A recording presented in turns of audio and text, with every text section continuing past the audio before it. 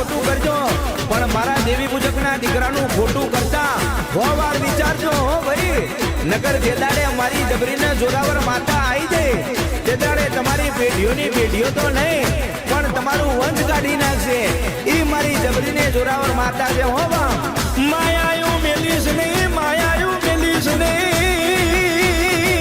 એ મારી રોધાણાનો આધાર મારા વડવાના પુનારતની દેવી તને સમજાવો માં.